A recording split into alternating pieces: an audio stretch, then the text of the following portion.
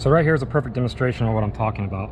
See, when you turn this nut, if you don't have that 9mm bolt on top of this to hold it steady, when you spin it like this, it turns the rod down in here. And what the shops were telling me that install suspensions, they said to overcome it is they just use an air wrench, which goes super fast, so this doesn't spin. Well, that was false, because as soon as I did it, it just spun this super fast. And I mean, it lasted 3 years before it started to leak, but once it started to leak, it rode like shit.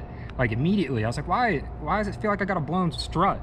So I pull a tire off and I look at this. All my other ones are perfectly clean and shiny. I look at this one looks like it's been raped.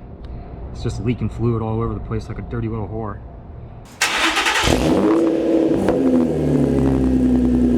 All right, guys, the reason I want to make this video is I went and looked at the coilover installs on YouTube.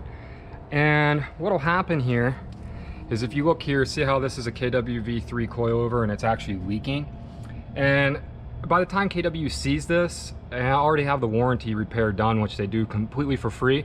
But the reason I'm making this video is 3 years ago, even though I showed the proper way to do this, the reason that this is actually leaking is because I went to a shop and I asked them, hey, when I turn this nut, it just keeps spinning and I can't tighten it down.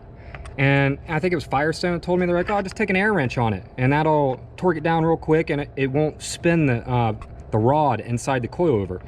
Well, that's the wrong information, because after I did that, it still didn't work. And then I read the manual, it said specifically not to do that. And that's why I'm not blaming this coilover. That's why this is the only coilover I have leaking, because this is the only one I did the air wrench on. So for that not to happen, no one else is actually putting a video out there on it. I did put this in my original video from 3 years ago, but this is just gonna be a quick one so you can see. You need an open inch or an open wrench setup to do this. Okay, so you take the 19mm that's open, stick it down here, let's see. See how it's on the bolt? And the reason you need it open is because there's a 9mm nut on top of the coilover, and you stick it through the open-ended system to hold that steady while you're able to actually fasten that nut down on. And this is really the only way to do it. So you just go pick up an open-ended wrench set from Harbor Freight. It's like 20 bucks. It's no big deal. See, I'm gonna stick this down on top of it.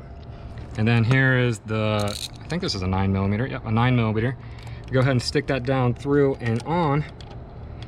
Oh, hold on here. Didn't do it right. Like this. Here's the open-ended set, ratchet set.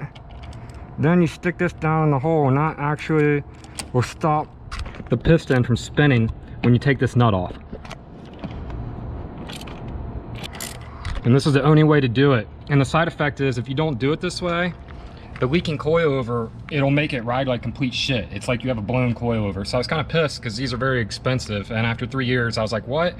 And then when I sat back and thought about it, the only one that's leaking is the one where I actually took that air wrench to try to tighten down this bolt versus doing it with this open-ended socket set.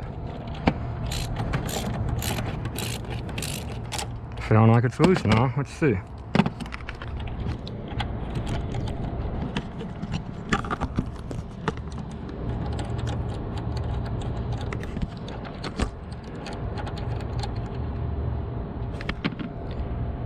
What the fuck is that? Oh, a little ball must have fell out of the fucking...